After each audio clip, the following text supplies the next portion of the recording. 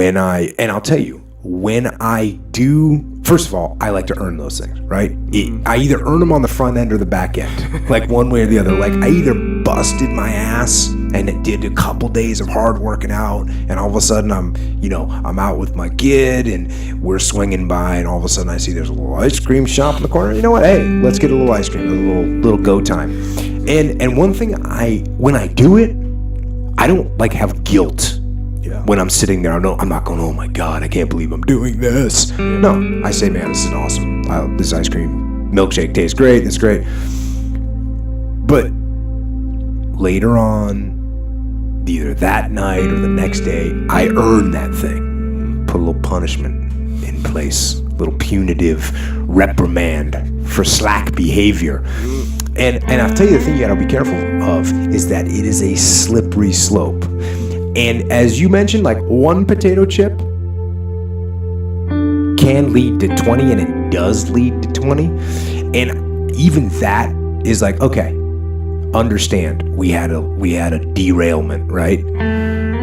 But don't let one day of bad food lead to another day of bad food and no working out. That's what happens. That's what makes you slide off the rails. And actually, I mean, there's like Tim Ferriss, he's got that thing where he does, it's something like 6 days in a row of eating super clean, and then on the seventh day, it's not just cheat day, you have to like just get after it because your body has to get the shock of carbs and all this stuff.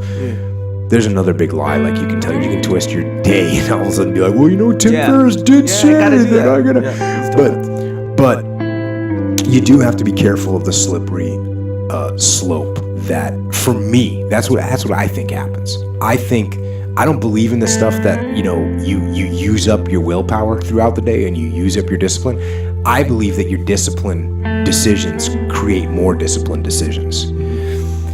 Now, if I do just have a disaster of a day, or if I have, let's say for whatever reason, I have a 2-day just gluttonous train wreck binge, where I just, for whatever, I lose the bubble, and there's could be any number of things that could cause that. Maybe, it's like multiple, I don't know, bad situation with travel, then with an event, then with something, then I come home and it's a birthday party and then the only thing to eat is pizza, and I'm like, you know what, it's just done, right? Is it better to hold the line? Yeah, it is. But if I do have one of those situations, then I'll usually react to that. I'll earn it later.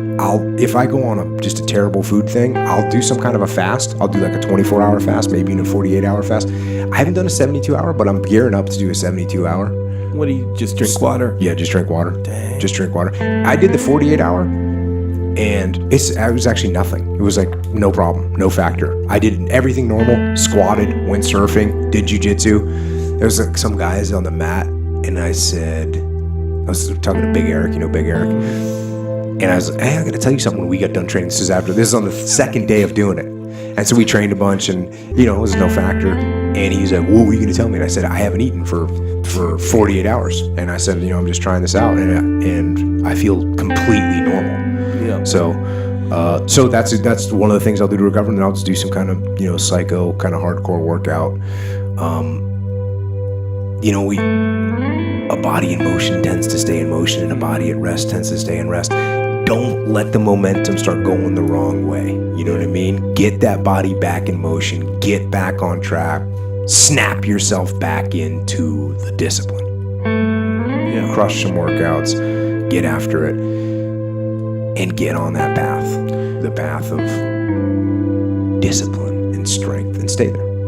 You mentioned the giving into the brain that you were evolved to have or whatever, and that's like seeking out sugar and fat, and fat's not bad, right? But that's what you're evolved to want, and it's for a reason. So put simply, back when you were a caveman, you didn't know when the next meal was coming from. So if you get that honey or that sugar, that big calorie meal, eat as much as you can. So your brain's still like that. So a good tactic, and I use this, and it crazily it worked for drinking. I mentioned this to you before. where you just understand that your brain is in a way playing a trick on you. And if you give in, literally, by this model, you just fell for a trick. And so now you know that, right? So you're falling for a trick that is played on you by your own brain because it thinks you're still a caveman. So you see these donuts or cake or, I don't know, pizza, something delicious and fatty. You mean what you had for dinner tonight? Yeah. You see my dinner and your brain is... Hey, this is one of those situations, though. It's your daughter's birthday party, right? You got the family over.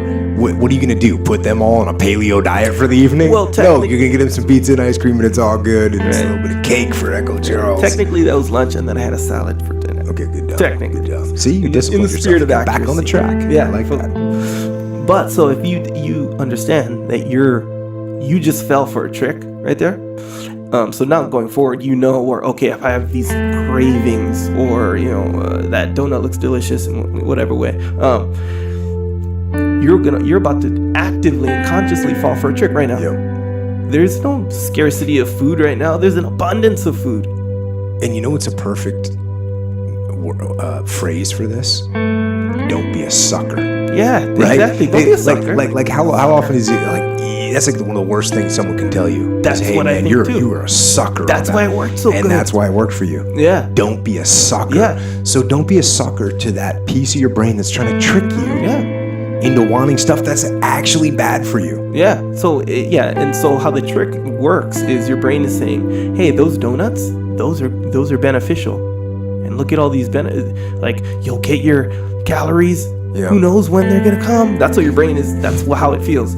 They're gonna come when you order Domino's. Yeah, yeah. That's the reality. But your brain's not telling you that. Yeah. It's giving you a credit because you need all those calories. You don't know when it's gonna come. And look at all these benefits. It's gonna taste good. And this is what you need. That's what your brain is telling you. This is what you need. Mm-hmm. But the reality is you don't live in that world anymore, where you can get as many donuts as you want now. Mm-hmm. So it's tricking you into thinking that the short-term benefits are the benefits, when in reality, since the world we live in now is different, the long-term benefits are the benefits. Yes. And they don't involve donuts or drinking. Don't be a sucker. Don't be a sucker. Yeah. It helps, man. It helps.